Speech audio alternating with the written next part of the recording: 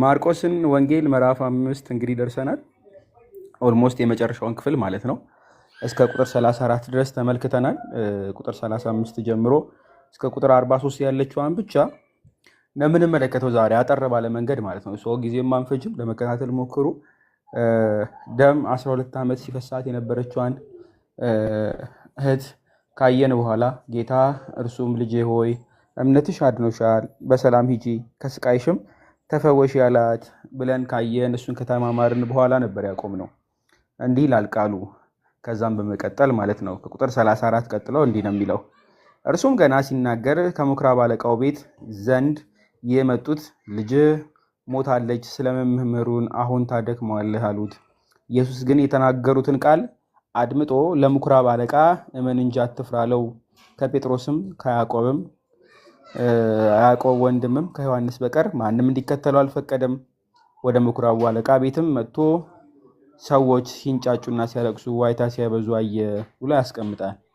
ቅዱስ ማርቆስ ቀጥታ በአንድ ሄዶ ቁጥር 34 ላይ እርሱም ገና ሲናገር ከምኵራብ አለቃው ቤት ዘንድ የመጡት ብሎ ያስቀምጣል። የምኵራብ አለቃ የተባለው ማን ነው ካላችሁ ቀደም ብለን ተመልክተነዋል። ቁጥር 22 ላይ ኢየሱስም በታንኳይቱ ወደ ማዶ ከተሻገረ በኋላ ኢያኢሮስ የሚባል የአይሁዶች አለቃ መጥቶ ነበር አይደለም? አለቃ የጦር መሪ ማለት ነው። ኢያኢሮስ የተባለ ከምኵራብ አለቆች አንዱ መጣ ብሎ ያስቀምጣል። የአይሁዶችን ከፊት ለፊት ያሉት መምህራንን ይመራ ዘንድ የፖለቲካ መሪ የሆነ ሁለቱንም ማለት ነው። የምኵራብ አለቃዎች የሁለት ነገር ናቸው። አንድም የመምህራን ናቸው፣ ለአይሁድ ሕግ ስርዓት ተገዥ የሆኑ ሕግን የሚያስከብሩ ናቸው። ሁለተኛም ደግሞ ፖለቲካልም ግንኙነት የነበራቸው ሰዎች ናቸው፣ አቅም ያላቸው በሁለቱም ማለት ነው። በዓለማዊ ነገርም በፖለቲካው እንዲሁም ደግሞ መንፈሳዊ በሆነውም ማለት ነው። ኢያኢሮስ ይባላል። ይህ ኢያኢሮስ ታናሽቶ ልጄ ልትሞት ቀርባለች እና እንድትድን በሕይወት እንድትኖር መጥተህ እጅህን ጫንባት ብሎ አጥብቆ ለመነው።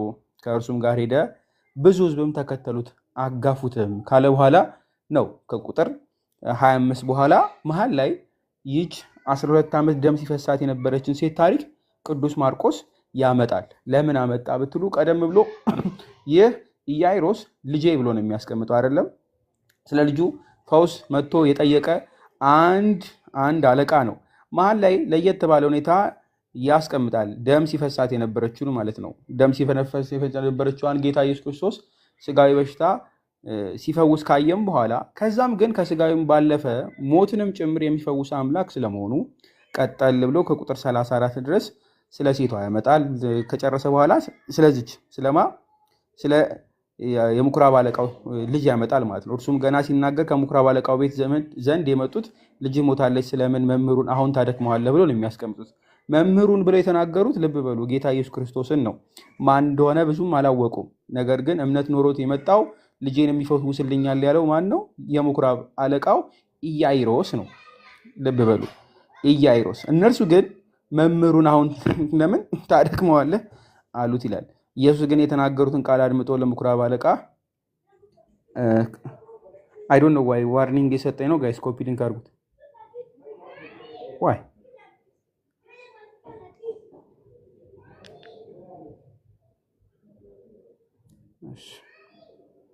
ኮፒ ሊንክ አድርጉት ጋይስ። ዋርኒንግ የሰጠኝ ነው። ሰማለሁ አይደለ? ክፈትና ወረቀት ነገር አሳየን ብለው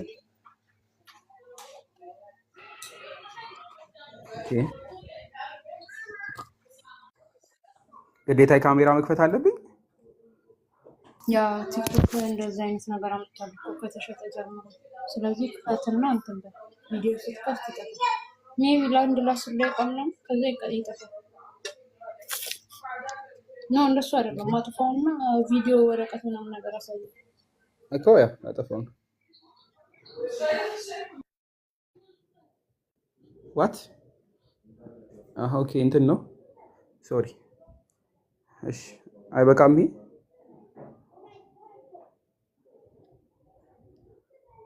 አይ ቲንክ በቂ ይመስለኛል። እንደዚህ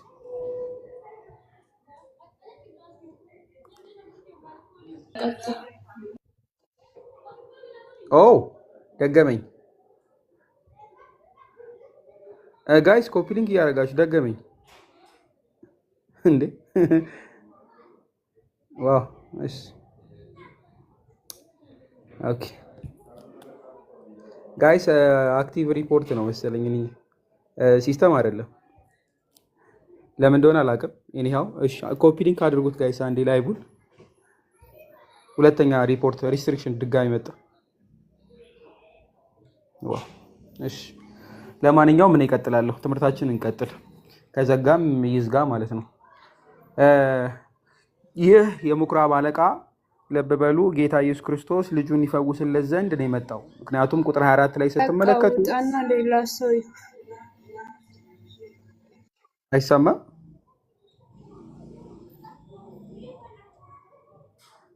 አይሰማም ጋይስ ንገሩኝ ኮሜንት ላይ። ይሰማል ጳላዲ ቀጥል። እሺ እሷ ጋር ዘግይቶ ነው ኔትወርኳ ይሆናል። እሺ እሺ ቁጥር 23 እና ምናምን ስትመለከቱ ታናሽቱ ልጅ ልትሞት ቀርባለች ብሎ ነው የሚያስቀምጠው። ገና ልትሞት ቀርባለች። ስለዚህ ገና አልሞተችም። ልክ እዚህ ቁጥር 34 ድረስ እስካለው ከቁጥር 26 ጀምሮ የምትመለከቷት ቁጥር 25 ላይ ከ12 ዓመት ጀምሮ ደም ይፈሳት የነበረችዋን ሴት ልክ እንደዛው ፈውስን ፈልጎ ጌታ ኢየሱስ ክርስቶስ ይህ መምህር ታላቅ መምህር ነው፣ ኃይል ያለው መምህር ነው፣ አምንበታለሁ ብሎ ነው የመጣው እንዲያድነው ልጁንም እንዲፈውስለት ማለት ነው። ልብ በሉ። ከሞተች በኋላ ግን ሰዎቹ መጥተው ምንድን ነው የሚሉት? የማንን ይሄን ከምኩራብ አለቃ የሆነውን የኢያኢሮስ ተከታዮች የነበሩት ወይም ደግሞ ባሪያዎች አሽኮሮች የነበሩት እንዲህ ነው የሚሉት። ኢየሱስ ግን የተናገረውን ቃል አድምጦ ለምኩራብ አለቃ ምን እንጂ አትፍራ ብሎ የሚናገረው ልጅ ሞታለች፣ ስለመምህሩ አሁን ታደክመዋለህ ብለው ስለጠየቁት ነው። ልብ በሉ። ልጅህ ምን አለች? ሞታለች። ጌታ ኢየሱስ ክርስቶስ ግን ልብ በሉ ይችን 12 ዓመት ደም ሲፈሳት የነበረችዋን ልጅ ሆይ እምነትሽ አድኖሻል፣ በሰላም ሂጂ ከስቃይሽ ተፈወሽ ብሎ ሲያስቀምጥላት ዝም ብሎ ከስጋ የመፈወስ አይነት ኃይል እንዳለው ያክል ነው የቆጠሩት እነሱ ማለት ነው። ሞትን ግን የማይችል አልዓዛርን ከ4 ቀን ሙታን ከሆነ በኋላ ከዛ እንዳስነሳ ረስተው ማለት ነው። ጌታ ኢየሱስ ክርስቶስ ሙታንን እንዳስነሳ ረስተው ልብ በሉ ልክ ከሞተች በኋላ አይ አታድክመው ስጋዊ ቢሆን እንደምትፈወስ አይነት ማለት ነው፣ እንደምትፈወስ አይነት ነገር ግን ስጋዊ ካልሆነስ ልክ ሞት ከሆነ አይ እሱን እንኳን እንደማይችል አድርገው አይነትን ያስቀመጡት ማለት ነው። ያ ግን ልክ አልነበረም። ልብ በሉ። እምነትሽ አድኖሻል በሰላም ሂጂ ያላትን ሴት አስተውሉ። እሷ አምና ስለነካችው ድናለች አይደለ? ይህ ህመም 12 ዓመት ቆይቶ ማንም ሊፈውሳት አልቻለም ነበር። ነገር ግን ጌታ ኢየሱስ ክርስቶስ ነክታ በደንብ በሉ ልብሱን ምናምን ብቻ ጫፏን ነክታ ድናለች። ያን ዳነችው በምንድን ነው ሲባል ከጌታ ኢየሱስ ክርስቶስ ኃይል ወጥቶ ማለት ነው። ስለ እምነቷ ሲል አዳናት።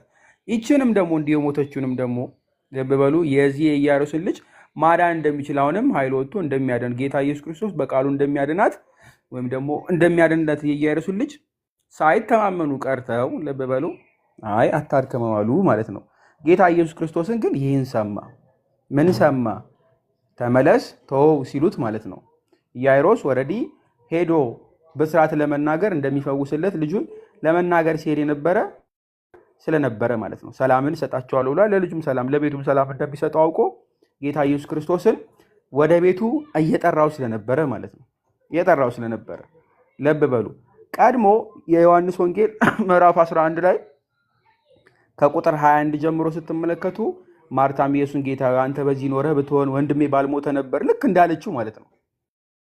አንተ በዚህ ኖረህ ባልሞተ ነበር፣ አሁንም ከእግዚአብሔር የምትለምነው ሁሉ እግዚአብሔር እንዲሰጥ አውቃለሁ አለችው። ኢየሱስም ወንድምሽ ይነሳል አላት ብሎ እንዳስቀመጠው ልክ ተመሳሳይ መንገድ ተስፋቸው ከተሟጠጠ ካለቀ በኋላ ጌታ ኢየሱስ ክርስቶስ ግን ማድረግ የሚችል ሙታንን በደምብ እንደሚያስነሳ የጠፋችውን ነፍስ የሄደችውን ነፍስ እንደሚመልስ እየተናገረ ኃይሉንም ስልጣኑ እየገለጠ ያልፋል ማለት ነው። ልክ እንደዛው ነው ማርቆስ ጌታ ይህንን ማንን ከታች ዲያቆን አለው አንድ ሰው ውረዱላቸው ይግቡ። ዲያቆን ክርስቶፎሮስ አንድ ሰው ብቻ ነው ፈልገው በቃ እሺ ዛሬ አክብርልኝ። ስጋዊ በሽታ እንድክ እንደፈወሰው ሁሉ ሙትንም ደግሞ እንደዛው እንደሚፈስውስ ልብ በሉ። አንዴ እንደው በየዕለቱ ዕለት ወይ ደግሞ እንደው ከሞቱ በኋላ በዛው በቀጥታ መጥቶ አድኗቸው ቢሆን ኖሮ አይ አልሞቱም ነበር ልክ እንዳይሉ ሞተዋል ከተባለ በኋላ ተስፋ ከቆረጡ በኋላ ሁሉንም ነገር ልብ በሉ ተስፋቸውን ከሟጠጡ በኋላ ድጋሜ ጌታ ኢየሱስ ክርስቶስ በልባቸው ላይ ምን ይዘራል? ተስፋን ይዘራል ማለት ነው። አንተ በዚህ ኖረህ ብትሆን እንደሚያድናላት ገምታለች። ስጋዊ ህመም ማለት ነው። ፈውስን እንደሚሰጥላት ታሞ የነበረውን እንደሚፈውስ ማለት ነው። ነገር ግን ሙትን እንደሚያስነሳ እርግጠኛ አልነበረችም። ስለዚህ ባልሞተ ነበር ብላ ያዋለችው ማለት ነው። ወንድምሽ ይነሳል ግን ጌታ ብሎ አስነሳላት ማለት ነው። ቀድሞ ብትመለከቱ ሁለተኛ መጽሐፈ ነገሥት ላይ መጽሐፈ ነገሥት ታውቃላችሁ ምዕራፍ 4 ቁጥር 32 ጀምሮ የኤልሳ ታሪክ ማለት ነው። ኤልሳ ወደ ቤት በገባ ጊዜ እነሆ ሕፃኑ ሞቶ በአልጋ ላይ ተጋድሞ ነበር። ልብ በሉ፣ ሕፃኑ ሞቶ በአልጋ ላይ ተጋድሞ ነበር። ገብቶም በሩን ከሁለቱ በኋላ ዘጋ፣ ወደ እግዚአብሔር ጸለየ። መጥቶም በሕፃኑ ላይ ተኛ፣ አፉንም በአፉ አይኑንም በአይኑ እጁንም በእጁ ላይ አድርጎ ተጋደመ።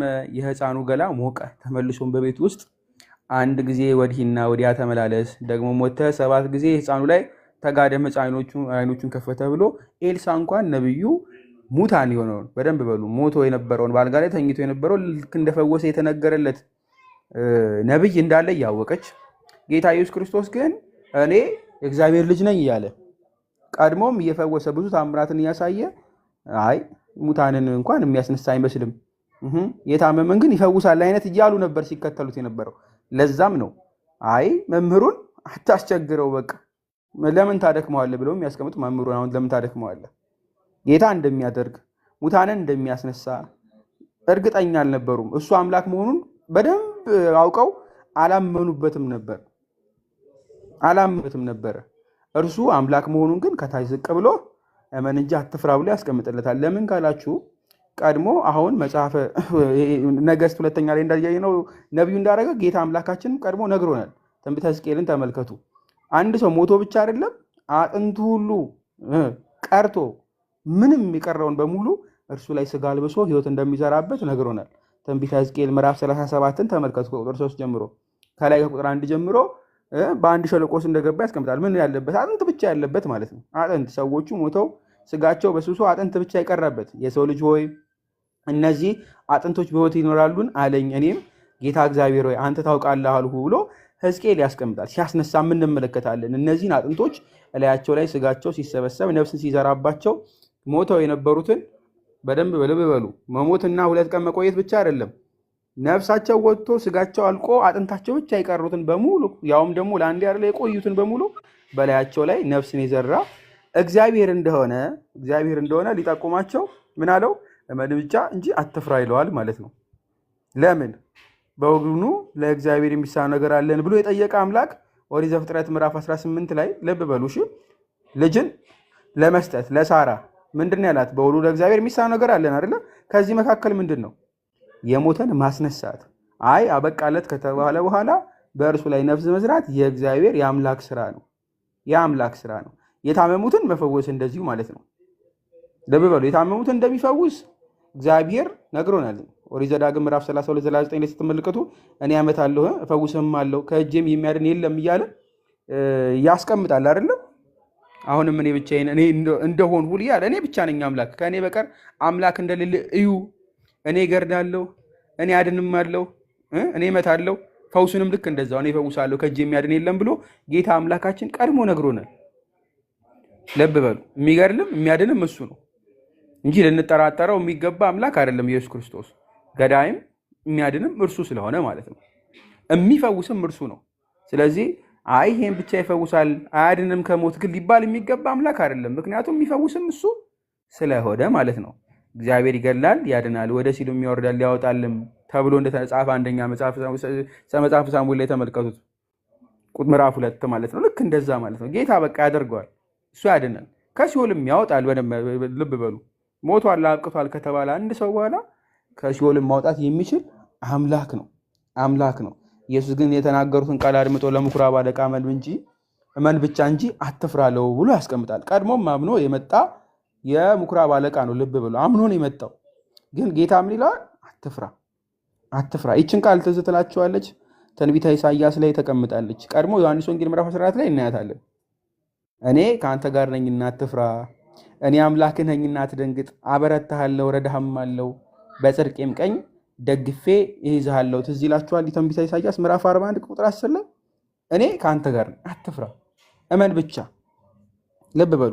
ይህን መናገር የሚችል ማን ነው? እኔ አምላክ ነኝና አትደንግጥ ብሎ መናገር የሚችል አምላክ ብቻ ነው። ለምን? ያበረታዋልና። ለምን? ይረዳዋልና። በጽድቄም ቀኝ ደግፌ ይዝሃለሁ ብሎ የሚናገር ጌታ እግዚአብሔር ብቻ ነው።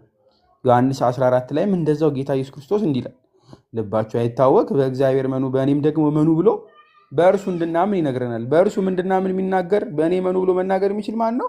አንድ እግዚአብሔር፣ እሱ ራሱ ክርስቶስ ማለት ነው።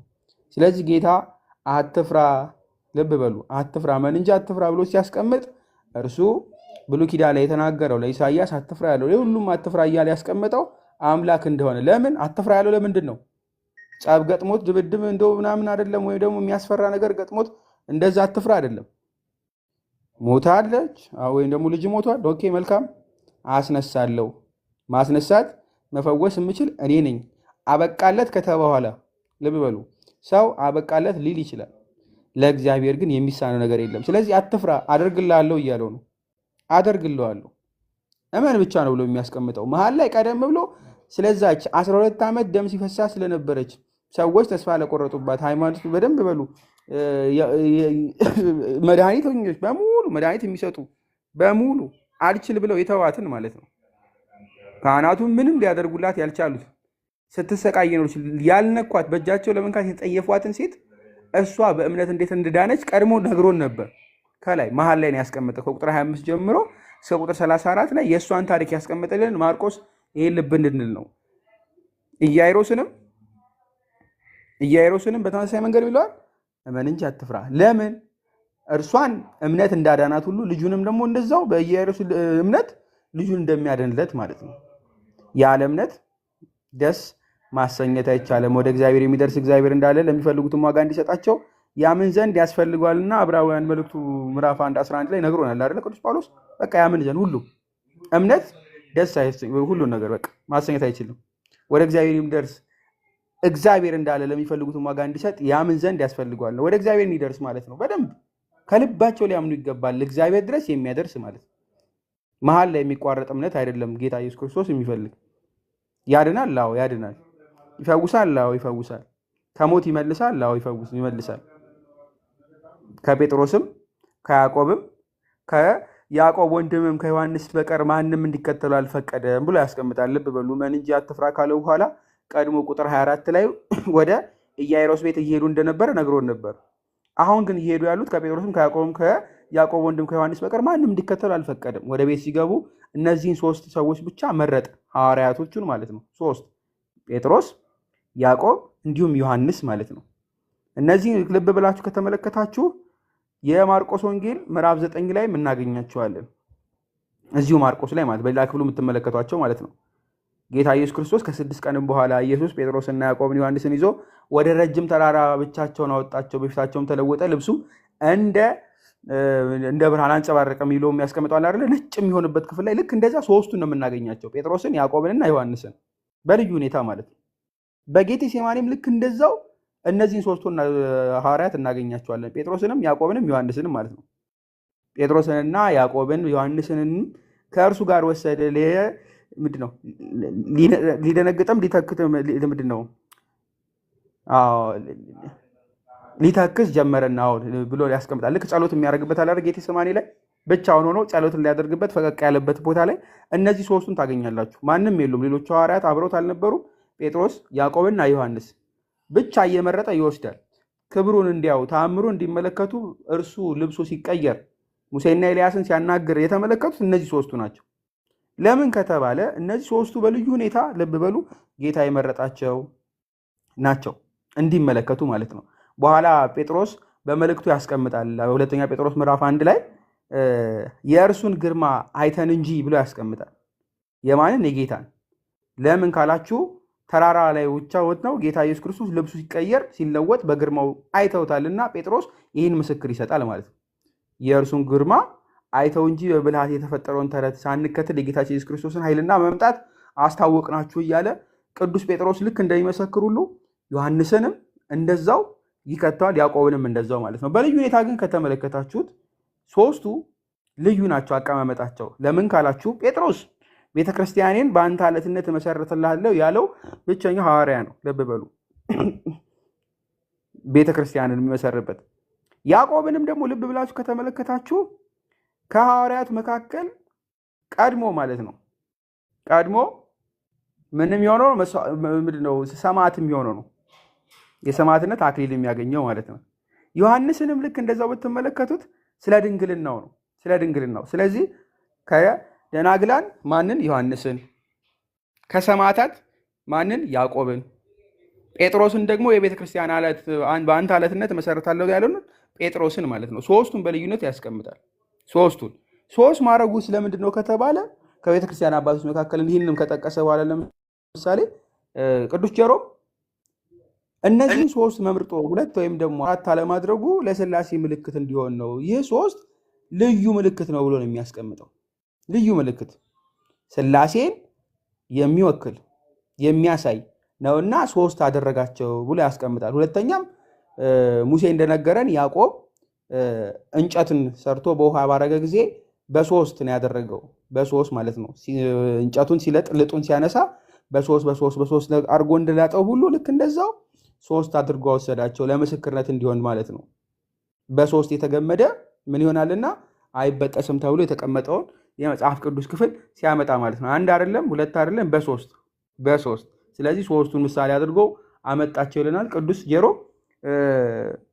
ቁጥር 38 ላይ ወደ ምኩራብ አለቃ ቤትም መጥቶ ሰዎች ሲንጫጩና ሲያለቅሱ ዋይታም ሲያበዙ አየ ብሎ ቅዱስ ማርቆስ ይነግረናል። ከላይ ጀምሮ እንዴት እንደመጡ ነገረን። መሀል ላይ ያለውን የ12 ዓመት ደም ሲፈሳት የነበረችዋን ታሪክ ነገረን። ቀጠለና ወደ ኢያኢሮስ ቤት መግባታቸውን ነገረን። ልብ በሉ ሶስቱን ብቻ ነው ያስገባው። ካስገባ በኋላ ስላለው ደግሞ ዲያቆን ይነግሩናል። ዲያቆን ወደ እርሱ ሄዳለሁ። ከዚህ በላይ ተቆያ ምኛል። እሺ ዲያቆን እግዚአብሔር ያክብርልኝ። ጠላቴ ተባረክ። እስቲ ቃልዎት ያሰማልን በሉት። በዚህ ህመም ላይ ሆኖ ነው ያስተማረንና እግዚአብሔር አምላክ ፈውሱን ይስጥህ። በላድ እንወዳሃለን፣ በርታለን።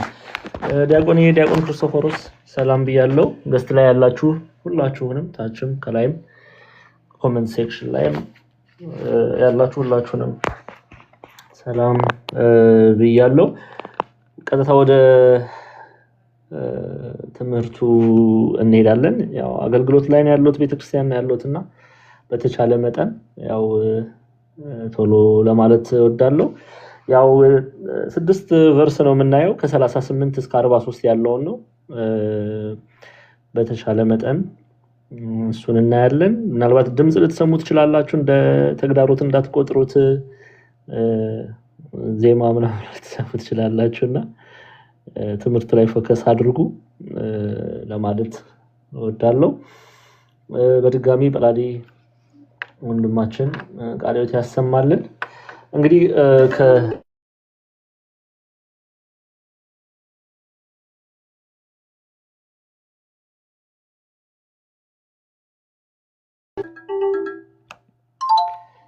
አንድ ደቂቃ እሺ፣ በላዲ አንድ ደቂቃ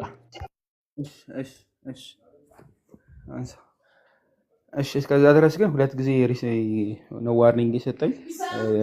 ሪስትሪክሽን ደጋግሞ ስላመጣ ኮፒ ሊንክ አድርጉት፣ አንዴ አካውንቱን ማለት ነው። ኮፒ ሊንክ አድርጉት። ሪስትሪክሽን ሁለቴ ስለሰጠኝ በሶስተኛው መሰነባበት ነው። ቲክታክ ምህረት የለውም እና እስኪ ማሬ ኮፒ ሊንክ አስደርጊ። አንዴ መንበር እስከሚወጣ አለሽ። እኔ ጋር እኮ ድምፅ አለ፣ እኔ ጋር ድምፅ አለ። ለዛ ነው ንዋት አስደርግ። አይ እሺ ንዋት አለ። እሺ ማን ነው ድምፅ የሌለው እናንተ ጋር? ከእናንተ ውስጥ እኔ ጋር ድምፅ ስላለ ነው። ግን በላዲ ሞዴሬተር ይመልስልኝ። ይተነስ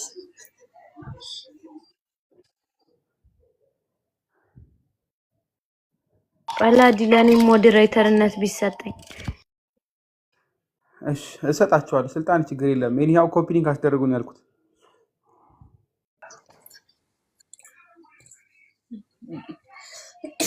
ጋይስ እሺ እኔ ጋር ድምጽ አለ ይረብሻችኋል። ኤኒዌይስ ግን ኮፒ ሊንክ አድርጉት ከምንዘረጋፍ ትምህርቱ ከሚቋረጥ እጃችሁን አሰሩት መምህር እስኪመጣ ማለት ነው።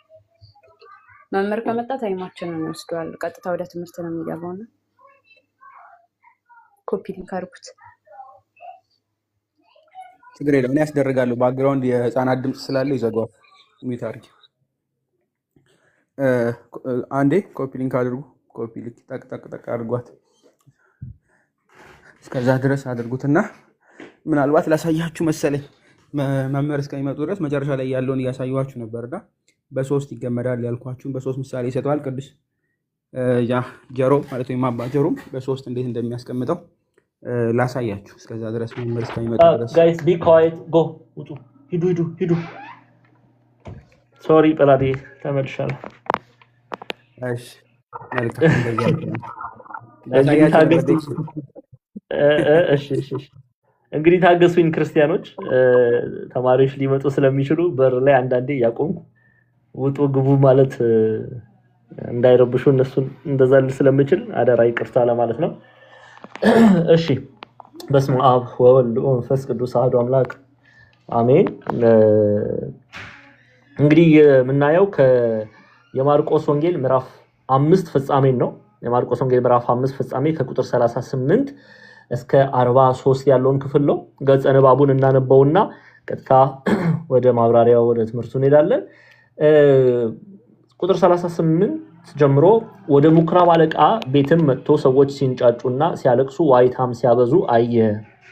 ገብቶም ስለምን ትንጫጫላችሁ ታለቅሳላችሁም? ብላቴናይቱ ተኝታለች እንጂ አልሞተችም አላቸው። በጣም ሳቁበት። እርሱ ግን ሁሉን አስወጥቶ የብላቴናይቱን አባትና እናትም ከእርሱ ጋር የነበሩትንም ይዞ ብላቴናይቱ ወዳለችበት ገባ። የብላቴናይቱ እጅ ይዞ ጣሊታ ቁሚ አላት። ፍቺውም አንቺ ብላቴና ተነሺ እልሻለሁ ነው። 42 ብላቴናይቱም የ12 ዓመት ልጅ ነበረችና ወዲያው ቆማ ተመላለሰች። ወዲያውም ታላቅ መገረም ተገረሙ። ይህንማ ማንም እንዳያውቅ አጥብቆ አዟቸው የምትበላውን ስጧት አላቸው ይላል። ይሄ ገጸ ንባብ የማርቆስ ነው። ማርቆስ ምዕራፍ 5 ቁጥር 38 እስከ 43 ነው ያነበብኩት። ማቴዎስም ታሪኩን ያስቀምጥልናል። በነገራችን ላይ ታሪክ ማርቆስ፣ ማቴዎስ፣ ሉቃስ ላይ ተመዝግቦ እናየዋለን። ማቴዎስ ላይ ደግሞ የምናገኘው ምዕራፍ 9 ላይ ነው። ማቴዎስ ምዕራፍ 9 ከቁጥር 18 ጀምሮ ይህንም ሲነግራቸው አንድ መኮንን መጥቶ ልጄ አሁን ሞተች፣ ነገር ግን መጥተህ እጅህን ጫንባት በሕይወት ትኖራለች እያለ ሰገደለት። ኢየሱስም ተነስቶ ከደቀ መዛሙርቱ ጋር ተከተለው። እነሆ ከ12 ዓመት ጀምሮ ደም የሚፈሳት ሴት በኋላ ቀርባ የልብሱን ጫፍ ዳሰሰች እያለ ይቀጥላል። ቁጥር 18 ጀምራችሁ ግን ስትመለከቱ ስለዚህ መኮንን ተጽፎልን እናነባለን። 18 19 ሉቃስ ላይ ደግሞ የሉቃስ ወንጌል 8 ሉቃስ ምዕራፍ 8 ላይ ደግሞ ከቁጥር 40 እና 40 እስከ 42 ያለውን ክፍል እናነባለን። አጫጭር ስለሆነ ቶሎ እንመለከተዋለን።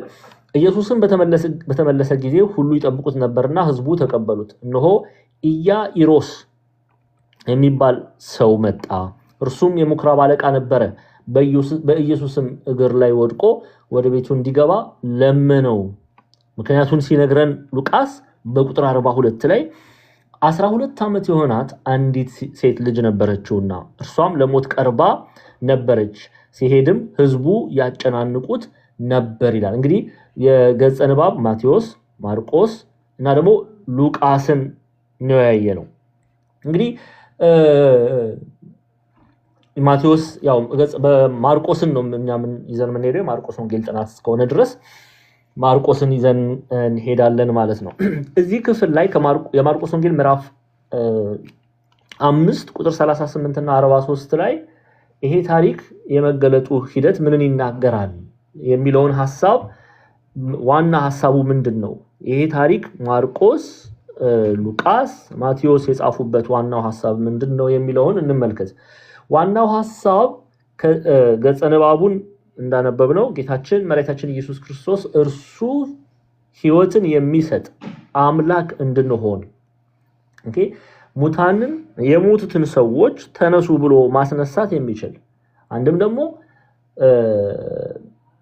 እግዚአብሔር አምላክ በእርሱ ያመኑት በክርስቶስ ኢየሱስ ያመኑ ዘላለማዊ ህይወትን ገንዘብ ማድረግ እንደሚችሉ ኦኬ ህይወት ከሞት በኋላ ህይወት ከዚህ ድንኳን ከዚህ ስጋ ከዚህ ድንኳን በኋላ ህይወት እንዳለ እንድናቅ ነው የዋናው የዚህ ታሪክ ዋናው ዓላማ ኦኬ ሲጀምር ወደ ምኩራብ አለቃ ቤትን መጥቶ ሰዎች ሲንጫጩና ሲያለቅሱ ዋይታም ሲያበዙ አየ ገብቶም ስለምን ትንጫጫላችሁ ታለቅሳላችሁ ብላቴናይቱ ተኝታለች እንጂ አልሞተችም አላቸው ብሎ ይጀምራል ቁጥር 38 እና 39ን ይዘን ነው የምንሄደው በደንብ አድርጋችሁ እንድትሰሙኝ ፈልጋለሁ ወደ ምኩራብ አለቃ ቤትን መጥቶ ሰዎች ሲንጫጩና ሲያለቅሱ ዋይታም ሲያበዙ አየ ገብቶም ስለምን ትንጫጫላችሁ ታለቅሳላችሁ ብላቴናይቱ ተኝታለች እንጂ አልሞተችም አላቸው ይላል ሉቃስ የዚህን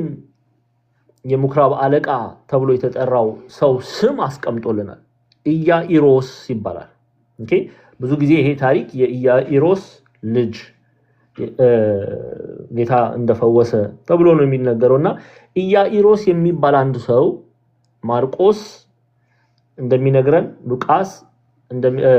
ሉቃስም እንደሚነግረን ኢያኢሮስ የሚባለው አንድ ሰው መጥቶ ምንድነው የጠየቀው ልጄ ወደ ምኩራብ አለቃ ቤትም መጥቶ አስቀድሞ ልጁን እንዲፈውስለት ጠይቆታል ከዛ ጌታችን መራችን ኢየሱስ ክርስቶስ ወደ ምኩራብ አለቃ ቤትም መጥቶ ሰዎች ሲንጫጩና ሲያለቅሱ ዋይታም ሲያበዙ አየ ሞቷን ነው የሚነግረን ማርቆስ ኦኬ ስለሞተች ፊዚካሊ ከዚህ ድንኳን ተለይታለች ሞታለች ስለዚህ እያለቀሱ ነበር የደረሰው ከሞተች በኋላ ነው ይሄ ክፍል የተጻፈው ሲያለቅሱ ዋይታ ሲያበዙ አየ ተብሎ መጻፉ የሚነግረን አንድ እውነት አለ ይሄ ምንድነው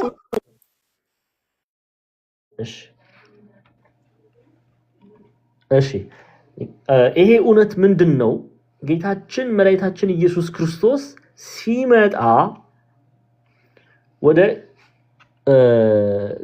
ወደዚህ የምኩራብ አለቃ ወደ ኢያኢሮስ ተብሎ ወደሚጠራው ሰው ቤት ሲመጣ በደንብ አድርጋችሁ ስሙ ሞታለች ኦኬ አስቀድሞ ግን ማርቆስ ምዕራፍ 5 ላይ ግን ማርቆስ ምዕራፍ 5 ቀደም እንደነገርኳችሁ ቁጥር 22 ላይ ኢያኢሮስ ቀርቦ የጠየቀው አንድ ጥያቄ አለ ቁጥር 22 ላይ ስሙ ኢያኢሮስ የተባለ ከምኩራብ አለቆች አንዱ መጣ ባየውም ጊዜ በእግሩ ላይ ወደቀና ታናሽቱ ልጄ ልትሞት ቀርባለችና እንድትድንና በህይወት እንድትኖር መተህ እጅህን ጫንባት ብሎ አጥብቆ ለመነው ይላል አስቀድሞ ኢያኢሮስ ጌታችን መድኃኒታችን ኢየሱስ ክርስቶስ እግር ተደፍቶ ወድቆ ሲለምነው ልጅቱ በህይወት ነበረች አልሞተችም ልትሞት ቀርባለች ነው የሚለው ቃል በቃል ቁጥር 22 ላይ 23 ላይ ስትመለከቱ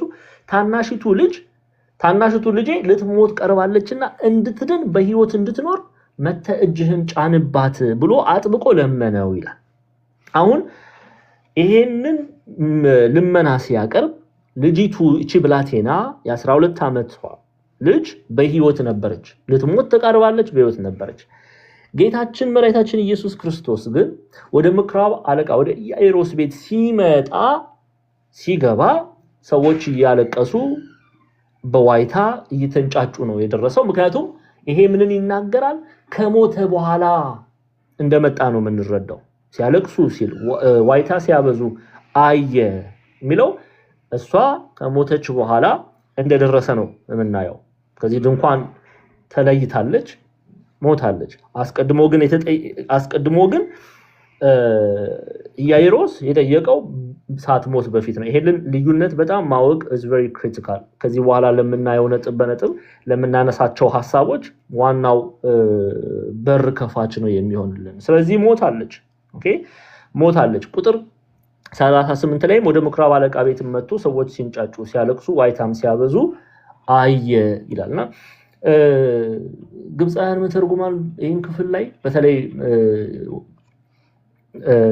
ኢያኢሮስ ቤት መግባቱን ያነሱና one of the rulers of synagogue went by himself to the Lord, whom the synagogue considered as a transgressor, with whom any loyal Jew should have nothing to do ይላል። ኦኬ የምኩራብ አለቃ የተባለ ሰው ኢያኢሮስ የሚባለው ሰው ኦኬ በአይሁዳውያን ዘንድ ሕግ ተላላፊ ነው ተብሎ በተፈረደበት ሕግ ተላላፊ ነው ብለው የሚመለከቱት ክርስቶስ ጋር ሄዶ ለመነው ልጁን ያድንለት ዘንድ። ማንም ሎያል የሆነ አይሁድ ኦኬ በምኩራብ ሕግ ስርዓት ውስጥ የታሰረ አይሁድ ይሄንን አያደርግም። ግን ኢያኢሮስ የተባለው ሄዶ ከክርስቶስ እግር ስር ተደፍቶ ተንበርክኮ ለመነው። የለመነው በአይሁዳውያን ዘንድ የተጠላ በአይሁዳውያን ዘንድ እጅ የተጫነበት በአይሁዳውያን ዘንድ ሕግን ይተላለፋል ብለው አይሁዳውያን ከሚናገሩ ከክርስቶስ እግር ስር ነው። ይሄንን ማወቅ ያስፈልጋል። ይሄ ሰው የመጣበት ቦታ ቀላል ቦታ አይደለም። ብዙ መሰናክልን አልፎ ነው የመጣው። ኦኬ ብዙ በሰው ዘንድ ብዙ ትችትን በሰው ዘንድ ብዙ መገፋትን ከሚያመጣበት ቦታ ነው። ያንን ሁሉ ተላልፎ ነው የመጣው። መጥቶ ክርስቶስ እግር ስር ተደፍቶ ለአንድ የአይሁድ አለቃ ልጄን አድንልኝ ብሎ መጠየቅ አስተውሉ ምን ያህል ከባድ እንደሆነ እንድናቅ የቤተክርስቲያን አባቶች ሊቃውንት ይህንን ነጥብ ያነሳሉ። አሁን ገብቶም ስለምን ትንጫጫላችሁ ታለቅሳላችሁም? ብላቴናይቱ ተኝታለች እንጂ አልሞተችም አላቸው ይላል ቁጥር 38 ላይ። ኦኬ ስለምንድን ነው ይሄንን ጌታችን መድኃኒታችን ኢየሱስ ክርስቶስ የተናገረው? በእርግጥ ሞታለች። ከዚህ ድንኳን በእነሱ እይታ ከዚህ ስጋ ከዚህ ድንኳን አርፋለች። ግን ጌታችን መድኃኒታችን ኢየሱስ ክርስቶስ ቁጥር 39 ላይ ገብቶም ስለምን ትንጫጫላችሁ ስለምንስ ታለቅሳላችሁ? ብላቴናይቱ ተኝታለች እንጂ አልሞተችም አላቸው ይላል። ይሄንን ያለበት ኦኬ በምስጢር በጌታችን መድኃኒታችን ኢየሱስ ክርስቶስ እርሱ ሕይወትን የሚሰጥ አንደኛ እርሱ ሕይወትን የሚሰጥ አምላክ መሆኑን ሰዎች ይረዱ ዘንድ። ይሄ ብቻ ግን አይደለም። ሌላ ምሳሌው በእርሱ የሚያምን ቢሞት እንኳን ኦኬ ቢሞት እንኳን እግዚአብሔር አምላክ ሕይወትን የሚሰጥ እረፍትን የሚሰጥ በእርሱ የሚያምን ቢሞት እንኳን ሕያው እንደሚሆን ሲነግራቸው ነው። ስለ ሁለት ነጥብ ነው እያንዳንዷን ቨርስ ይዘን ነው የምንሄደው ብያቸዋለሁ። ይሄንን ደግሞ በዮሐንስ ወንጌል ምዕራፍ 14 ላይ በዮሐንስ ወንጌል ምዕራፍ 14 ከቁጥር 6 ሁላችንም ለምትጽፉ ሰዎች ዮሐንስ ወንጌል ምዕራፍ 14 ቁጥር 6 ላይ እንዲህ የሚል ቃል ተጽፎ እናነባለን። ኢየሱስም እኔ አለ መንገድና እውነት ሕይወትም ነኝ። እኔ ምን አለ? መንገድና እውነት ሕይወትም ነኝ። የቀደሙት ክርስቲያኖች ይህንን ቃል በነገራችን ላይ ዮሐንስ ወንጌል ምዕራፍ 14 ቁጥር 6 ላይ ያለውን ቃል ያነሱና ሲጠሩ እንኳን ክርስቲያን ተብሎ የተጠሩት በኋላ በአንጾኪያ ነው። እሱን ሐዋርያት ሥራ ምዕራፍ 11 ቁጥር 26 ላይ ነው የምናገኘው። ከዛ በፊት ግን ክርስቲያኖች ኦኬ ወይም ክርስቲያን ተብሎ ከመጠራታቸው በፊት ክርስቶስ ተከታይ ማለት ነው ምን በሚለው ስም ነው የሚጠሩት? የዚያ መንገድ ሰዎች። ለምን? ጌታችን መድኃኒታችን ኢየሱስ ክርስቶስ እኔ መንገድና እውነትም ሕይወትም ነኝና ብሎ ስለተናገረ የዚያ መንገድ ሰዎች ተብለው ነበር ይታወቁ የነበሩት በአይሁዳውያን ዘንድ የዚያ መንገድ ሰዎች። ለምን? ክርስቶስ እኔ ሕይወትም መንገድም ነኝ ብሎ ስለተናገረ። ስለዚህ ሕይወት የምሰጥ እኔ ነኝ። ሰው ሕይወትን ሊያገኝ የሚችለው ከክርስቶስ ኢየሱስ ሲጠጋ ነው። ይሄ ፊዚካሊ ገጸ ንባቡንም ቀጥታ ሕይወትን የሚሰጥ ሰው በስጋ እንኳን ቢሞት ተነስ ብሎ ሊያስነሳ የሚችል አምላክ መሆኑን ሲገልጽላቸው፣ አንድም ደግሞ በመንፈሳዊ እይታ ቢሞቱ እንኳን ዘላለማዊ ሕይወትን ምሰጥ እረፍትን ምሰጥ ሕያው የሆኑ ዘንድ ማድረግ የምችል እኔ ነኝ እርሱ እንደሆነ ያውቁ ዘንድ ገብቶም ስለምን ትንጫጫላችሁ ታለቅሳላችሁ ብላቴናይቱ ተኝታለች እንጂ አልሞተችም አላቸው። ኦኬ ይሄንን ሂደት እንዲያውቁ ስለፈለገ ነው ጌትነቱን አምላክነቱን ሕይወትን የሚሰጥ እርሱ እንደሆነ አንድም ደግሞ ሰው ቢሞት እንኳን በእርሱ ካመነ ሕያው መሆኑን ሕያው እንደሚሆን ለማሳወቅ ነው ይሄ ክፍል የተናገረው።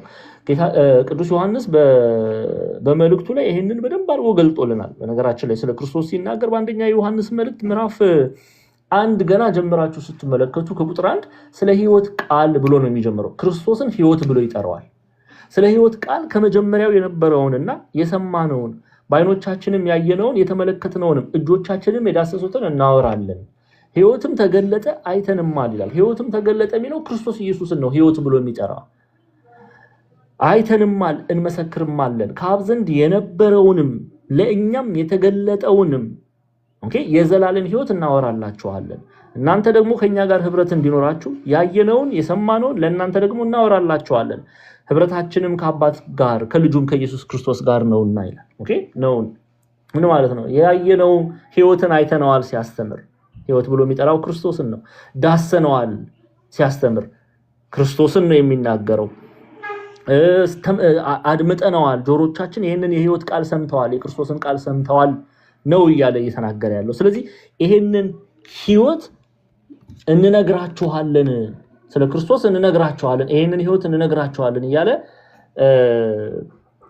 ሲያስተምር ሲመክር እናያለን። እሺ እንቀጥል። 1 ደቂቃ ቆይ ተማሪዎች እየመጡ ነው። ወላዲ አንዴ እሺ መልካም ኮፒ ሊንክ እያደረጋችሁ ጋይስ ቀደም ጀምሮ ሪፖርት እየመጣበት ስለሆነ ሁለቴ ማለት ነው አይ ቲንክ ይነሳል ብዬ ተስፋ አደርጋለሁ። ሪፖስት አድርጉት ምናምን እስካሁን ድረስ ብዙም ከፍ አላለም። ታፕታፑም ትንሽ ነው ገና ሪፖስቱም እንደዛው ማለት ነው። አድርጉት አንዴ ጠቅጠቅ አድርጓት። ስንት ይታያችኋል ኮፒ ሊንክ? እሺ ተመልሻለሁ። እንግዲህ ገሱ ይቅርታ። ስለዚህ ሕይወት የሚሰጥ እርሱ እንደሆነ ስለዚህ ይሄንን ቃል ተናግሯል። ሌላው ቅዱስ ዮሐንስ አፈወርቅ አንዴሽ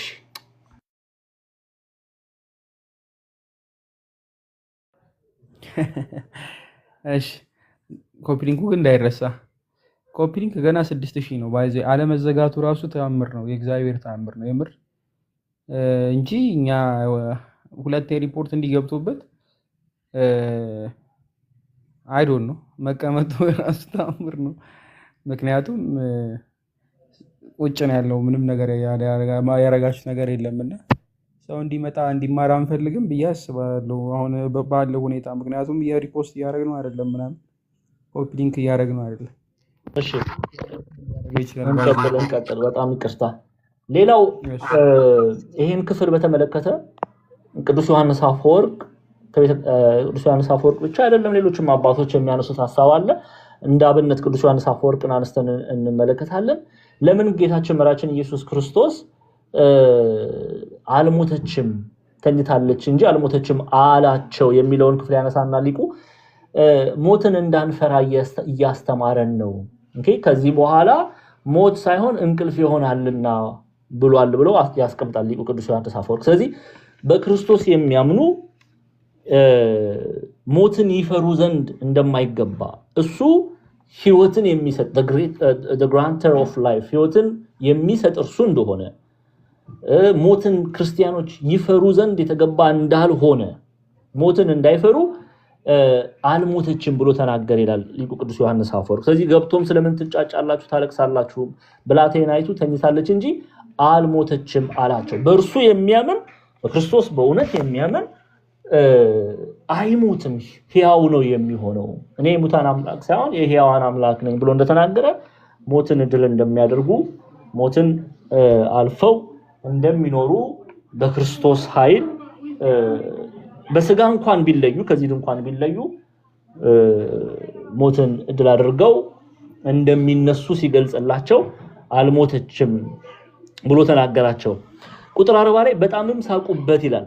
እርሱ ግን ሁሉን አስወጥቶ የብላቴናይቱን አባትና እናትን ከእርሱ ጋር የነበሩትንም ይዞ ብላቴናይቱ ወዳለችበት ገባ ይላል። አሁን ስሙ እዚህ ጋር ቁጥር 39 ቁጥር 40 ላይ ነው ያለው።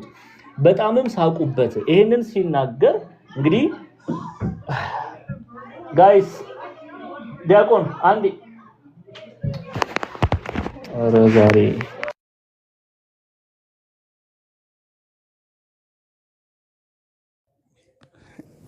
ሰንበት ትምህርት ቤት እየተማሩ አይክል እንዲሰማቸው ነው። ብዙ ድምጾ በነገራችን ላይ እንትን ያለ ሰንበት ትምህርት ቤት ስትማሩ እንዲህ ነው። በጎን በኩል ህፃናት ክፍሎች ይበጠብጣሉ አይደል? አውደ ምሕረት ላይም እንደዚህ ነው። በነገራችን በጎንና በጎን ሌላ የሚሰራ ሰው ይበጠብጣል፣ አይጠፋም። ልጆች አይደሉ። ትንሽዬም ቢሆን ድምጽ ካለ ችግር የለውም። አክሰፕተብል ይሄኛው ማለት ነው። የተለመደ ሲሆን በራዲዮስ ነው። በራዲዮስ አቤት አቤት። ቀስ እንዴት ናችሁ? ሰላም ናችሁ? እንዴት ተነበታችሁ? አደረሳችሁ? ከላይም ከታችም ያላችሁ ኦርቶዶክሳውያን እንኳን ለታላቁ ጾም አደረሳችሁ አደረሰን። ወንድማችን መምህራችን እጅግ እናመሰግናለን።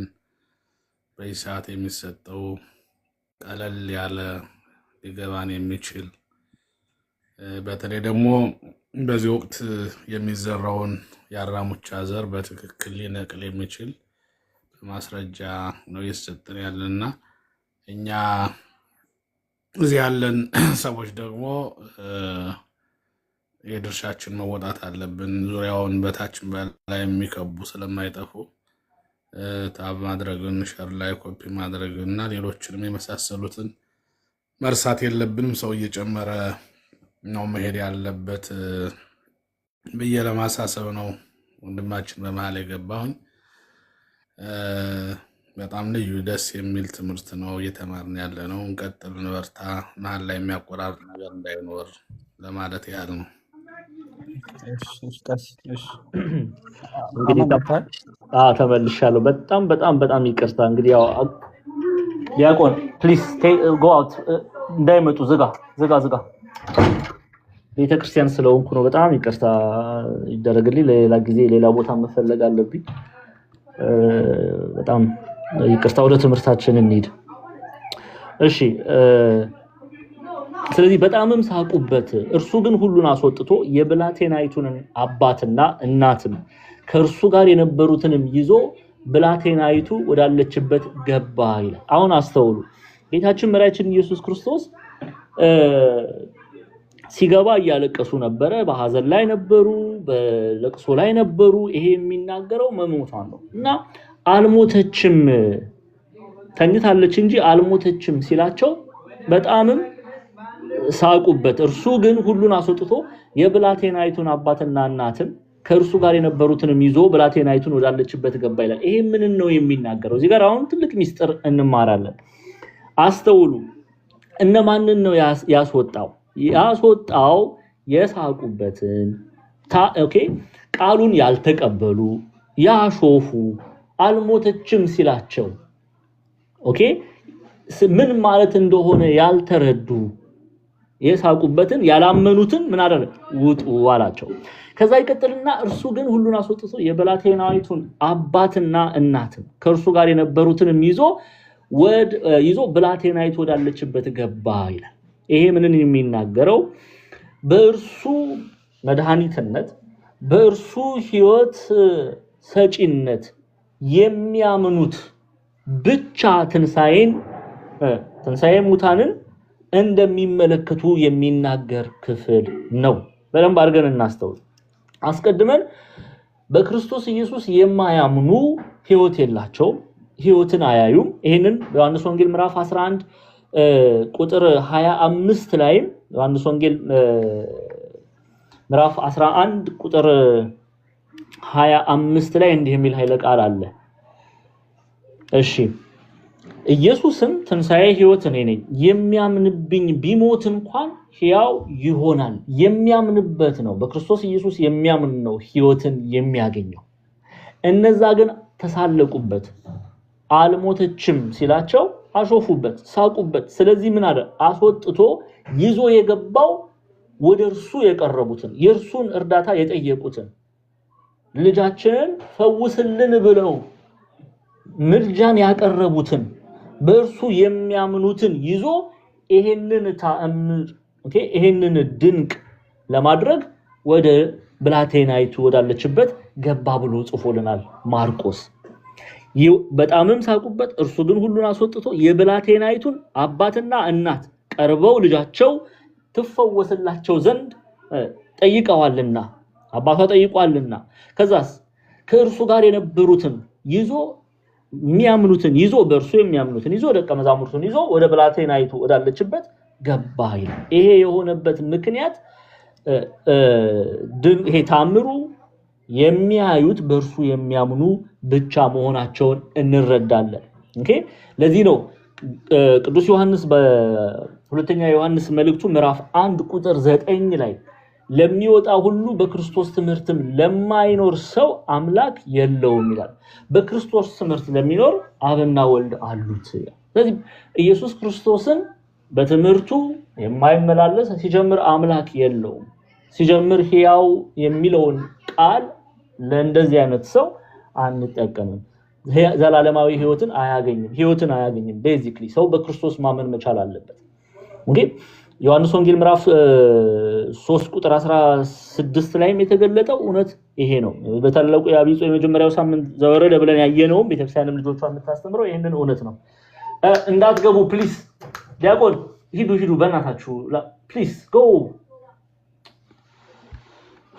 ዮሐንስ ወንጌል ምዕራፍ 3 ቁጥር 16 ላይም በእርሱ የሚያምን ሁሉ የዘላለም ሕይወት እንዲኖረው እንጂ እንዳይጠፋ እግዚአብሔር ልጁን እስኪሰጥ አንድያ ልጁን እስኪሰጥ ድረስ ዓለሙን እንዲሁ ወዷልና ነው የተባለው። በክርስቶስ የሚያምን ነው ሕይወትን ሊያይ የተገባው። ለዚህ ነው ጌታችን አስወጣቸው ተብሎ የተጻፈው።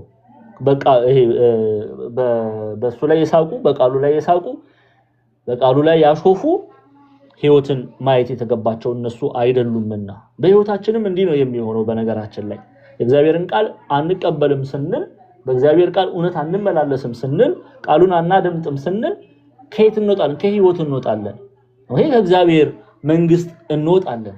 ከእግዚአብሔር የሕይወት ቃል እንርቃለን። ስለዚህ ይሄንን አደረገ። ኢትዮጵያውያን ሊቃውንት ጌታችን ተኝታለች እንጂ አልሞተችም ባላቸው ጊዜ ያፌዙትንና የሳቁትን ምን አልገሰጻቸውም ይላሉ። ለምንድን ነው ያልገሰጻቸው? አስወጣቸው ግን አልገሰጻቸውም። ለምን ቢሉ እኚህ ሁሉ ማለትም የሳቁበት ሰዎች ለልጅቱ በእርግጥም መሞቷ ምስክሮች ነበሩና፣ አልሞተችም ባላቸው ጊዜ ያፌዙ ነበርና፣ ለተአምሩ ማረጋገጫ ምስክሮች ነበሩ። ነገር ግን ተአምሩን ያዩ ዘንድ አልተገቡምና ከቤቱ ውጪ አስወጣቸው ይላል። አስወጣቸው፣ ከዛ ቤት ውጪ አስወጣቸው። አሁን በእግዚአብሔር የማያምን በኃይሉ የማያምር በቃሉ የማያምን ከመንግስተ ሰማያት ውጪ እንደሚወጣ የምናይበት አንዱ ክፍል ነው። ታስታውሳላችሁ? እስጢፋኖስን ስናይ በሐዋርያት ሥራ ምዕራፍ 7 ላይ እስጢፋኖስ ምንድነው ያደረገው? ስለ ክርስቶስ በመመስከሩ ክፉ አይሁዳውያን ከከተማ አውጥተው በድንጋይ ደብድበው ገደሉት ይላል። በድንጋይ ደብድበው ገደሉት። ቃሉን አልተቀበሉም። በኋላ ላይ እንዲህ እጅ የሚጭኑ በሐዋርያት ላይ በደቀ መዛሙርቱ ላይ እጅ የጫሉ እነርሱም ደግሞ ከተማ ከተባለች ከኢየሩሳሌም ከእግዚአብሔር መንግስት ወጥተው ይለያሉ፣ ፍርድን ይቀበላሉ። ይሄንን በማቴዎስ ወንጌል ምዕራፍ 7 ላይ በስፋት አይተናል። የማቴዎስ ወንጌል ምዕራፍ 7 ጀምራችሁ ስትመለከቱ የማቴዎስ ወንጌል ምዕራፍ 25 ላይም እናያለን። ሁለቱን ነጥብ አንስተን እንመልከት። ከቁጥር 21 ጀምሮ በሰማይ ያለውን የአባቴን ፈቃድ የሚያደርግ እንጂ አለ ጌታችን መድኃኒታችን ኢየሱስ ክርስቶስ፣ ጌታ ሆይ የሚለኝ ሁሉ መንግስተ ሰማያት የሚገባ አይደለም። በዚያ ቀን ካሌብ ዲያቆን ካሌብ how many times do I have to tell you go? እንዳትከፍቱት ፕሊዝ። በሰማይ ያለውን የአባቴን ፈቃድ የሚያደርግ እንጂ ጌታ ሆይ የሚለኝ ሁሉ መንግስተ ሰማያት የሚገባ አይደለም። ማቴዎስ ዲያቆን I just told you, right? Okay, just go. እንዴ ዝጋው በሩን። በሰማይ ያለውን የአባቴን ፈቃድ የሚያደርግ እንጂ ጌታ ሆይ የሚለኝ ሁሉ መንግስተ ሰማያት የሚገባ አይደለም። በዚያን ቀን ብዙዎች ጌታ ሆይ በስምህ ትንቢት አልተናገርንምን? በስምህ አጋንንት አላወጣንምን? በስምህ ብዙ ተአምራት አላደረግንም ይሉኛል። የዚያን ጊዜም ከቶ አላውቃችሁም እናንተ አመፀኞች ከኔ ራቁ ብዬ እመሰክርላችኋለሁ ካለ በኋላ ስለዚህ ይህን ቃሌን ሰምቶ አያችሁ አይደል? ቃሌን ሰምቶ የሚያደርገው ሁሉ ቤቱን በአለት ላይ የሰራ ልባም ሰውን ይመስላል ብሎ ጌታችን መራችን ኢየሱስ ክርስቶስ ቃሉን ሰምቶ የተገበረው በቃሉ እውነት ያመነ ማመናችን የሚገለጠው እውነተኛ አማኝ መሆናችን የሚገለጠው ቃሉን ሰምተን ስንተገብረው ነው። መስማትስ እንሰማለን ካልተገበርነው ግን እውነተኛ አይደለንም፣ እውነትም በእኛ ውስጥ የለም። ስለዚህ የኢየሱስ ክርስቶስን ቃል ሰምተን አምነን መተግበርን ገንዘብ ስናደርግ ሕይወትን እናያለን፣ የእግዚአብሔር መንግስትን እንወርሳለን። ማቴዎስ ወንጌል ምዕራፍ 25 ላይ ይሄ እውነት ነው የተገለጠው። ኦኬ በማቴዎስ ወንጌል ምዕራፍ 25 ቁጥር 34 ጀምራችሁ ስትመለከቱ ንጉሱም በቀኙ ያሉትን እንዲህ ይላቸዋል፣ እናንተ የአባቴ ብሩካን ኑ ዓለም ከተፈጠረ ጊዜ ጀምሮ የተዘጋጀላችሁን መንግስት ውረሱ ካለ በኋላ ምን ስላደረጉ ነው ውረሱ ያላቸው? አምነው ያመኑትን ስለተገበሩ። ተርቤ አብልታችሁኛልና፣ ተጠምቼ አጠጣችሁኛልና፣ እንግዳ ሆኜ ተቀበላችሁኛልና፣ ታርዤ አልበሳችሁኛልና፣ ታምሜ ጠይቃችሁኛልና፣ ታስሬ ወደ እኔ መጥታችኋልና። ጻድቃንም መልሰው ይሉታል ጌታ ሆይ ተርበህ አይተን መቼ አበላንስ? ወይስ ተጠምተህ አይተን መቼ አጠጣን? እንግዳ ሆነ አይተን መቼ ተቀበልንስ? ወይስ ታርዘህ አይተን መቼ አለበስንህ? ወይስ ታመህ ታስረህ አይተን መቼ ወደ አንተ መጣን? ንጉሱም መልሶ እውነት እላችኋለሁ ከሁሉ ከሚያንሱ ከነዚህ ወንድሞቼ ለአንዱ እንኳን ስላደረጋችሁት ለእኔ ያደረጋችሁት ይላችኋል።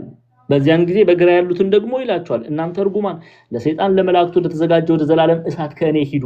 ተርቤ አላበላችሁኝም፣ ተጠምቼ አላጠጣችሁኝም፣ እንግዳ ሆኜ አልተቀበላችሁኝም፣ ታርዤ አላለበሳችሁኝም፣ ታምሜ ታስሬ አልጠየቃችሁኝም። እነርሱም ደግሞ ይመልሱና ጌታ ሆይ ተርበህ ወይስ ተጠምተህ ወይስ እንግዳ ሆነ ወይስ ታርዘህ ወይስ ታመህ ወይስ ታስረህ መቼ አይተን አላገለገልንህም ይሉታል። ያን ጊዜ እውነት እላችኋለሁ ከሁሉ ከሚያንሱት ከነዚህ ለአንዱ ስላላደረጋችሁት ለእኔ ደግሞ አላደረጋችሁትም ብሎ ይመልስላቸዋል። እነዚያም ወደ ዘላለም ቅጣት፣ ጻድቃን ግን ወደ ዘላለም ሕይወት ይሄዳሉ። ለዚህ ነው በጣምም ሳቁበት ካለ በኋላ ማርቆስ እርሱ ግን ሁሉን አስወጥቶ አያችሁ አይደል? ያላመኑት ሁሉ ከእግዚአብሔር መንግስት ይወጣሉ። ኦኬ ሁሉን አስወጥቶ የብላቴናይቱን አባትና እናት ከእርሱም ጋር የነበሩትን ይዞ ብላቴናይቱ ወዳለችበት ገባ። ለዚህ ነው ኢትዮጵያውያን ሊቃውንት ይህ የሆነበት ምክንያት ሁሉ ትንሳኤን ሁሉ ታምርን ማየት ገንዘብ ማድረግ አልተቻላቸውም፣ ምክንያቱም ስላላመኑበት ነው። ኦኬ ስላላመኑበት አልሞተችም ባላቸው ጊዜ ያፌዙ ነበርና ለታምሩ ማረጋገጫ ምስክሮች ነበሩ። ነገር ግን ታምሩን ያዩ ዘንድ አልተገቡም።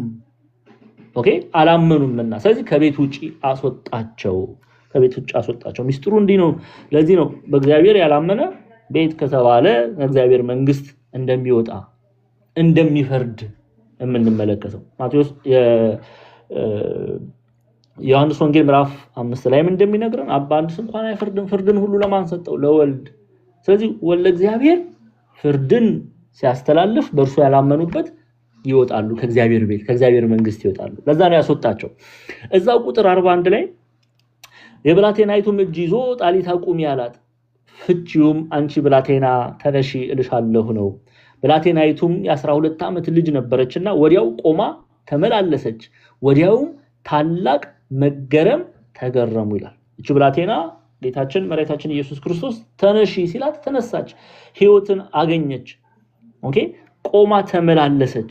አልዓዛርን ጠርቶ እንዳስነሳ እችንም ብላቴና ጌታችን መድኃኒታችን ኢየሱስ ክርስቶስ ተነሺ ባላት ጊዜ ቆማ ተነሳች። እዛው ክፍል ላይ ብላቴናይቱ የ12 ዓመት ነበረችና ወዲያው ቆማ ተመላለሰች፣ ወዲያውም ታላቅ መገረም ተገረሙ። ይህንም ማንም እንዳያውቅ አጥብቆ አዟቸው የምትበላው ስጧት አላቸው ይላል። አሁን ሁለት ክፍል አለ እዚህ ክፍል ላይ የምናየው ግልጽ ማድረግ ያለብን፣ አንደኛ ማንም እንዳያውቅ አጥብቆ አዟቸው። ስለምን እንዲህ ያለ ቢሉ ኢትዮጵያውያን ሊቃውንት ኢትዮጵያውያን መተርጉማን ይህንን ያለበት ምክንያት ከንቱ ውዳሴ መራቅ ለማሳየት ነው።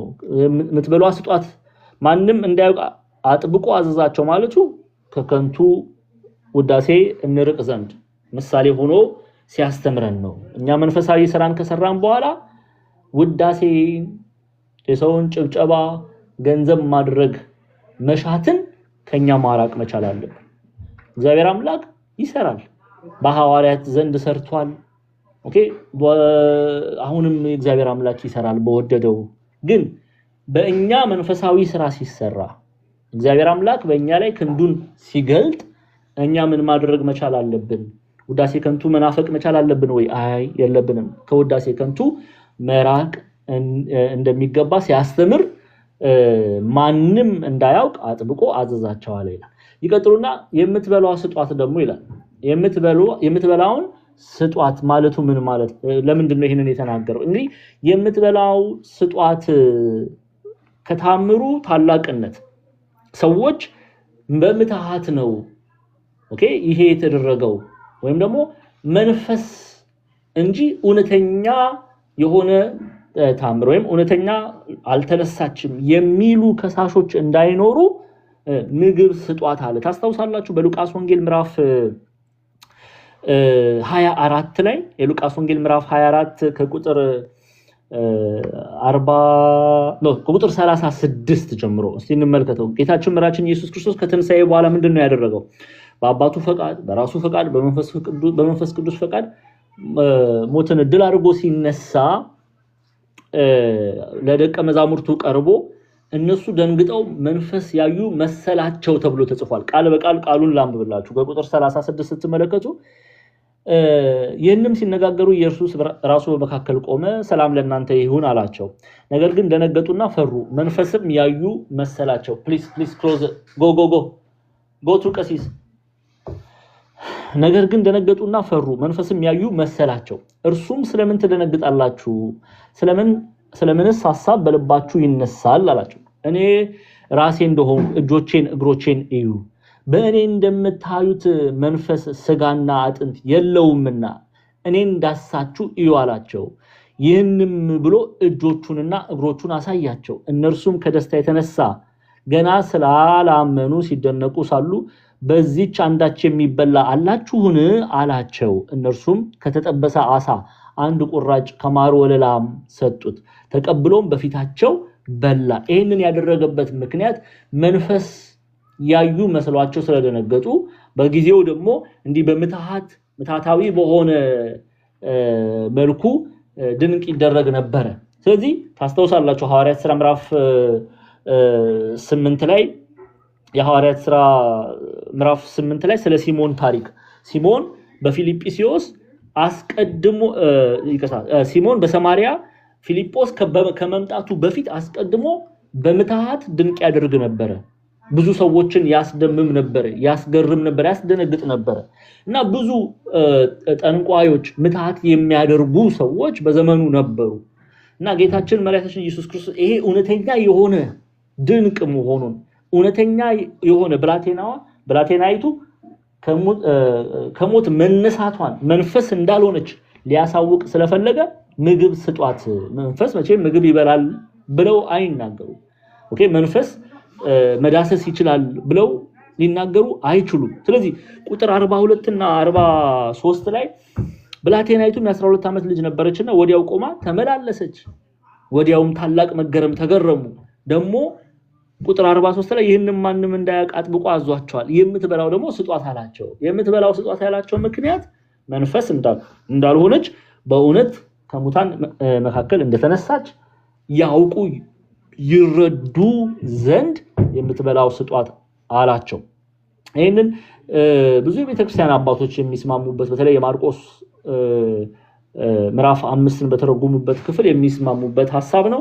ለምሳሌ የሮምን ብናነሳ when he raised anybody from the dead, he used to instruct those concerned to give him or her something to eat, to confirm that the act of resurrection was not a sort of illusion ይላል። ኦኬ ይሄንን ሊቁ የሮም ነው የሚናገረው። ምን እያለ ነው? ጌታችን መድኃኒታችን ኢየሱስ ክርስቶስ ከሙታን መካከል ሰውን ሲያነሳ ድንቅን ሲያደርግ ተነሱ ሲል ሕይወትን ሲሰጥ ምግብን እንዲበሉ ምግብን እንዲሰጧቸው ያዛል። ይሄንን የሚያደርግበት ምትሃታዊ የሆነ ድንቅ እንዳልሆነ መስሎ የተደረገ ነገር እንዳልሆነ እውነተኛ የሆነ ነገር እንደተደረገ ለማሳወቅ መንፈስ እንዳልሆነ ለማሳወቅ ምግብ ስጧቸው ይላል። ይሄን አምብሮሲዮስም ሊቁ አምብሮሲዮስም ሊቁ የሮምም የሚያነሱት ሐሳብ ነው። ግብፃውያን መተርጉማን ኢትዮጵያውያን ሊቃውንትም የሚያነሱት ሐሳብ ነውና ሊቁ አምብሮሲዮስ ይሄንን ሐሳብ the funeral procedure was completed to confirm days ብሎ ይጀምራል። Then the spirit came back by the word of the Lord and the body was raised up fresh and given food to confirm the testimony of life ይላል። አምብሮሲዮስ ምን ይያለን ነው? ሞቷን ይነግረናል። the funeral procedure was completed ይላል። ኦኬ ለቅሶ ላይ ሞታለች፣ ሐዘን ላይ ያሉ ነው ጌታችን መድኃኒታችን ኢየሱስ ክርስቶስ የመጣው። ይሄ የሚያሳየው እሷ እቺ ብላቴና መሞቷን ነው ይላል። ከዛ ይቀጥልና ደግሞ then the spirit came back by the word of the Lord ይላል። በእግዚአብሔር ቃል ኦኬ በጌታ ቃል ህይወቷ ተመለሰ and the body was raised up fresh ይላል። ኦኬ እቺ ብላቴና ስትነሳ the body was raised up fresh ያለ አዲስ ማንነት ይዛ ኦኬ በታደሰ ማንነት ነው የተነሳችው እቺ ብላቴና ሙሉ ጤነኛ ሆና ማለት ነው። ከዛ ይቀጥልና and given food to confirm the testimony of life ይላል። አምብሮሲዮስ ይላል ምግብ እንዲሰጧት አዘዘ ጌታችን መድኃኒታችን ኢየሱስ ክርስቶስ። ስለምን ይሄንን አደረገ ቢሉ to confirm the testimony of life እውነተኛ ህይወት ኦኬ መታታዊ ያልሆነ እውነተኛ ድንቅ በሷ በዚች ብላቴና ዘንድ መደረጉን ይገልጽ ዘንድ እውነተኛ መንፈስ ሳይሆን እውነተኛ ስጋ የሚጨበጥ የሚዳሰስ የሚበላ የሚጠጣ ስጋ ነው። ኦኬ ገንዘብ ማድረጓን ከሙታን መካከል መነሳቷን ህይወት ማግኘቷን ኮንፈርም ለማድረግ ለማስረገጥ ምግብ ስጧት እንዳለ ይናገራል። ሌሎችንም የቤተክርስቲያን አባቶች ማንሳት ይቻላል። ኢትዮጵያውያን ሊቃውንትንም ግብፃውያን መተርጉማንም ሁሉም ይሄንን ሐሳብ ጌታችን መድኃኒታችን ኢየሱስ ክርስቶስ በየትኛውም ክፍል ላይ ሙታንን ካስነሳ በኋላ ህይወት ከሰጠ በኋላ ምግብ ስጧቸው የሚለው ምትሃታዊ የሆነ ድንቅ እንዳልተደረገ እውነተኛ የሆነ ተአምር እንደተደረገ ያውቁ ይረዱ ዘንድ ነው። ከእግዚአብሔር የሆነ ነገር ክርስቲያኖች እግዚአብሔር አምላክ ድንቅን ነገር ሲያደርግ እውነት ሆኖ ነው የሚገለጠው፣ አስመስሎ አይደለም። ማስመሰል ከእግዚአብሔር አይደለም፣ የክፉ የዲያብሎስ ነው። ኦኬ የክፉ የዲያብሎስ ነው። ከእግዚአብሔር ዘንድ ግን የሆነ ተአምር እውነተኛ ተአምር ነው። እውነተኛ ተአምር ነው። የታስተውሳላችሁ አይ ቲንክ የዘጸአት መጽሐፍን ማየት እንችላለን። ዘጸአት ምዕራፍ 4 ላይ እግዚአብሔር አምላክ ሙሴን ወደ ፈርዖን ሄዶ እንዲያናግረው ካዘዘው በኋላ ሙሴ የጠየቀው ምልክትን ስጠኝ ብሎት ነበር። ምንን ስጠን? ምልክትን ስጠኝ ብሎት ነበርና እግዚአብሔር የሰጠው ምልክት አለ። ለምሳሌ ገና ስታነቡት ምዕራፍ 4 ዘጸአት ምዕራፍ 4 ላይ ነው ያለውት። ምዕራፍ 4 ከቁጥር 1 ጀምራችሁ ስትመጡ ሙሴም መለሰ ይላል፣ እነሆ አያምኑኝም ቃሌንም አይሰሙም፣ እግዚአብሔር ከቶ አልተገለጠልህም ይሉኛል ዕብራውያን። ስለዚህ እግዚአብሔር ይህች በእጅ ያለች ምንድናት አለው። በትር ይዞ ነበር ሙሴ። እርሱም በትር ናት አለ። ወደ መሬት ጣለው ይላል ቃሉ። ዘቁጥር 3 ላይ ስታነቡት ወደ መሬት ጣለው፣ እርሱም በመሬት ጣላት፣ እባብ ሆነች ይላል። ኦኬ ያቺ ሙሴ የያዛት በትር እባብ መሰለች ተብሎ አይደለም የተጻፈው፣ እባብ ሆነች ነው የሚለው። ለዚህ ነው ሙሴ ይላል። የሚገርም ነው። በተለይ ምዕራፍ 4 ቁጥር 3 ላይ ስትመጡ ሸሸ ይላል። የያዘው በትር ሪል እውነተኛ የሆነ ድንቅ ነው የተደረገው። ምታታዊ የሆነ በማስመሰል እባብ የመሰለ አድርጎ አይደለም የሰጠው። እባብ ሆነች ነው የሚለው። በትሯ በትር መሆኗን ትታ ትክክለኛ እባብ ነው የሆነችው። ለዚህ ነው መጽሐፍ እባብም ሆነች፣ ከዛ ሙሴም ከርሷ ሸሸ ይላል። ኦኬ ሙሴ ከርሷ ሸሸ። ከዛ ቁጥር 5 ላይ እግዚአብሔርም ሙሴን የአባቶቻቸው አምላክ የአብርሃም አምላክ የይስሐቅ አምላክ የያዕቆብ አምላክ እግዚአብሔር እንደተገለጠልህ እንዲያምኑ እጅህን ዘርግተ ጅራቷን ያዝ አለው ይላል። ከመቼ ጀምር ነው በትር ጅራት ያለው? ክርስቲያኖች አለው እንዴ በትር ጅራት አለ ብለን ምን እንከራከር የምንችልበት ሂደት የለም አይደለ? በትሯ እባብ ነው የሆነችው። እውነተኛ ድንቅ ነው የተደረገው። ከዛ እግዚአብሔር አምላክ እጅህን ዘርግተ ደግሞ ጅራቷን ያዝ አለው። ሙሴ እጁን ዘርግቶ ያዛት፣ በእጁም ውስጥ ደግሞ በትር ሆነች ይላል። እባብ ሆነች፣ በትር ሆነች። እግዚአብሔር አምላክ ድንቅ ሲያደርግ ሲፈውስ ይፈውሳል፣ የእግዚአብሔር ፈውስ ዘላቂ የሆነ ፈውስ ነው። ፈውስ የሚመስል ብለን አንመለከትም ወይም አንናገር። እንደዚህ አይነት አነጋገር ለዲያብሎስ ወይም ለሐሳዊው ነብይ የሚነገር ንግርት ነው። ለምሳሌ የዮሐንስ ራእይ ላይ በምትሃት ድንቅን ያደርጋል ሐሳዊው ኤልያስ ይሉታል አባቶቻችን። ሐሳዊው መሲህን ሰዎች ይቀበሉ ዘንድ በምትሃት ድንቅን ያደርጋል፣ ታምራትን ያደርጋል። ሰዎች ምን ያደርጉ ዘንድ?